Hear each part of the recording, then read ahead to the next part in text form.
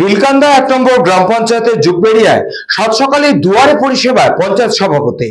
বিলকান্দা ১ নম্বর গ্রাম পঞ্চায়েতের যুগবেড়িয়ায় সাত সকালে দুয়ারে পরিষেবায় পঞ্চায়েত সভাপতি।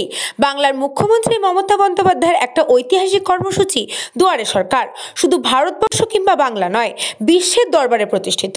ব্যারাকপুর ২ পঞ্চায়েত সমিতির অধীনে গ্রাম পঞ্চায়েতগুলিতে যে সমস্ত মানুষের কর্মব্যস্ততায় পঞ্চায়েত কিংবা গ্রাম পঞ্চায়েত বা সমিতিতে যেতে পারত না পরিষেবা পাওয়ার জন্য, সেই সমস্ত মানুষের কথা চিন্তা করে তারা যাতে ঘরে বসে পরিষেবা পায় তার জন্য গত বছর থেকেই চালু হয়েছিল সাত সকালেই পরিষেবায় দুয়ারে সভাপতি কর্মসূচি।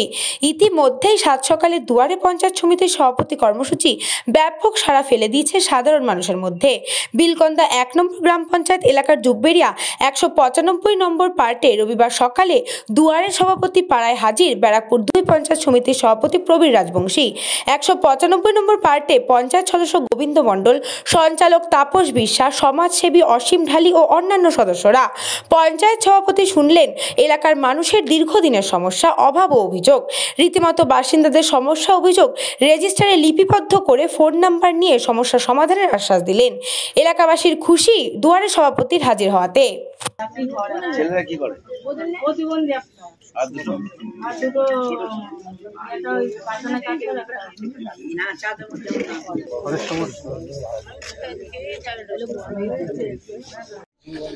এই দুয়ারে সরকারের লক্ষ্য হচ্ছে যারা পঞ্চায়েত এবং পঞ্চায়েত সমিতি বা পৌরসভা জেলা পরিষদে যেতে পারে না তারা যাতে পাড়ায় পাড়ায় বসে তাদের পরিষেবা পায়।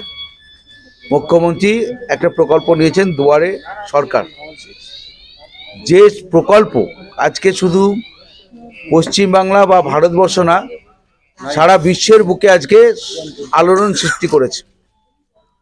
এবং আমরা এই ২ বছর দুয়ারে সরকারে কাজ করতে গিয়ে একটা জিনিস দেখেছি, যে বহু মানুষ আছে যারা ওই অফিস আওয়ার অর্থাৎ ১০টা থেকে বিকেল ৫টা অবধি টাইমটা দিতে পারছে না, কারণ ছোট ছোট কাজ করে কেউ খায়, কারোর ছোটোখাটো ব্যবসা আছে, কেউ ছোট ছোট চাকরি করে খায়, এই সময়টা দিতে পারছে না।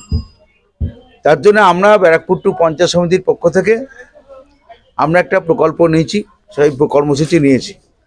আমাদের লক্ষ্য হচ্ছে যারা দুয়ারে সরকারে ওই অফিস আওয়ারে থাকতে পারবে না তারা সকালবেলা আমাদের কাছে এসে তাদের সমস্ত নথিভুক্ত, তাদের যে সমস্ত সমস্যা নথিভুক্ত করছে, আমরা আমাদের তরফ থেকে চেষ্টা করছি যে কিভাবে সেই সমস্যাটা সমাধান করা যায়। অত্যন্ত খুশির খবর যে আগামী ১৫ই ডিসেম্বর থেকে মুখ্যমন্ত্রী আবার নির্দেশ দিয়েছেন সারা পশ্চিমবাংলা জুড়ে আবার দুয়ারে সরকার প্রকল্প শুরু হবে। আমরা আপনাদের কাছে আবেদন করব, সমস্যা বলতে কারোর হয়তো এখনো পর্যন্ত রেশন কার্ড হয়নি, কারোর হয়তো স্বাস্থ্যসাথী কার্ড হয়নি, কারোর হয়তো স্বাস্থ্যসাথী কার্ডে ৫ জন পরিবারে ২ জনের নাম আছে, ৩ জনের নাম নেই, এইগুলো সমস্যা। ব্যুরো রিপোর্ট, নিউজ বঙ্গ টাইম।